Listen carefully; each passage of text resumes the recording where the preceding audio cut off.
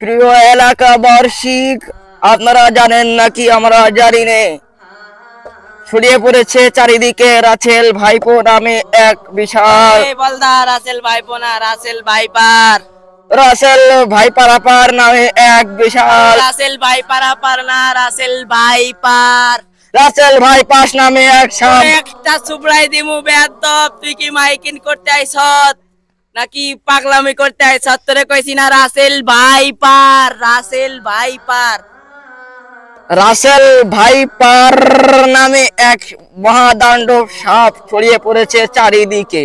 এই জন্য সবাইকে সতর্ক করা হচ্ছে যে আপনারা আপনাদের ঘরের চারিপাশ বাড়ির পাশে কোনো ময়লা রাখা যাবে না গো দিদি রে, বাড়ির পাশে কোনো ময়লা রাখা যাবে না।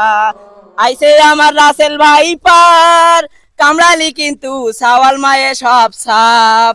এই জন্য আমি বলি দিদি রে, বাড়ির পাশে যেন কোনো জঙ্গল না থাকে।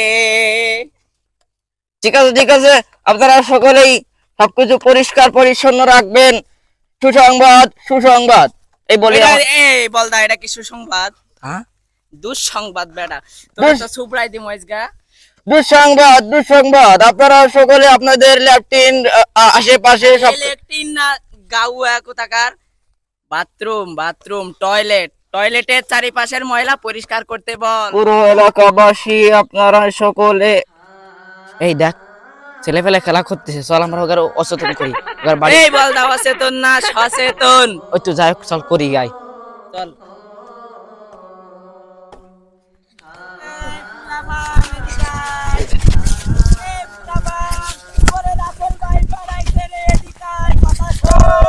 আরে ওই যে বাদামালা ডাকতিছে, আই তো।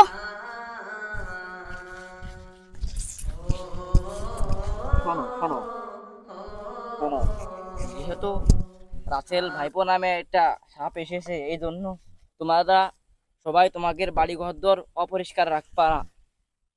অপরিষ্কার রাখবা না? না রাখবা না, পরিষ্কার রাখবা, পরিষ্কার রাখবা। অপরিষ্কার রাখবা না মানে? তোমাদের বাড়ি ঘর সব অপরিষ্কার রাখবা না, সবকিছু পরিষ্কার। তুই তো খুব বলদা রে। আরে আমাকে বুঝাই কতি দে, তোমাদের বাড়ি তোরা কি দুপুরে ভাত খাওয়াইনি আমি? আমার কি খিদে লাগিছে? এই শোনো, তোমরা তোমাদের বাড়ি ঘর সবকিছু পরিষ্কার রাখবা। রাসেল ভাইপো নামে একটা বড় সাপ আইছে। রাসেল ভাইপো না বলো, পিরি সুবড়াই দিমু তো আজকে আমি। Russell viper, viper. আমাদের একটু বুঝাই কন কাকা, রাসেল ভাইপার এটা সাপ নাকি মানুষ? এটা তো সাপ নাকি? এটা তো সাপের নাম রাসেল ভাইপার আক্কা। আমার তো নামটা উচ্চারণ আছে না, তুই ক। ভালো করে কন। তোরে দিয়ে হবে না, আমি বলতেছি রে। আচ্ছা তুই পার না। আমি মাইক ধরবো, তুই না মাইক ধরাতেও ভুল করবি। আচ্ছা ঠিক আছে। শোনো ভাইজান রে, ও ভাইজান শোনো, রাসেল ভাইপার নতুন সাপ একই আজব খেলা দেখাইলো। মাঠে মাঠে শুকনো জায়গা আবর্জনায় ঘর বাড়ির পাশে গো। ও কাকা, তুমি কি গান গাও গো? পাশে গো, ওরে লেট্রিন অপরিষ্কার রাখবা না। এই শব্দে সব সময় ওই ময়লার মধ্যে পড়ে তাহেরে, অতি যদি কামড়াই মানুষ আর বাসে না রে ভাই। ও কাকা, তোমার গানটা খুব দারুণ লাগলো রে। আশেপাশের বাথরুম গুলো পরিষ্কার রাখবা ও ছোট ভাই রে। এটা কি তোর কাছে গান মনে হচ্ছে? আমরা কত কষ্ট করে এসে প্রচার করতেছি, মানুষজন কত আতঙ্কিত আছে যে সাপ আসবে, সাপ আসবে, তোরা নাচতেছিস মানে? আমরা কি কোনো খুশির খবর করছি নাকি? বুঝলাম না। চুপ করে দাঁড়াই, শোনে শোনে বাড়ি দিয়ে মার কাছে কবি। এই তুমি শুরু করো। এই সাপটা কিন্তু বহুত আগে, তোমার বাপ চাচারা যে সময় মরে গেছে তার আগের 100 বছর আগের এই সাপ আগে ছিল না, আগে ছিল, কয়দিন চলে গেছে, আবার নতুন করে আইছে, বুঝছো?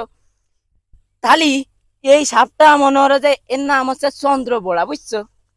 এই সাপটা যে, এই সাপটা নিয়ে যে গবেষণা করেছিল ওর নাম হচ্ছে প্যাট্রিক রাসেল।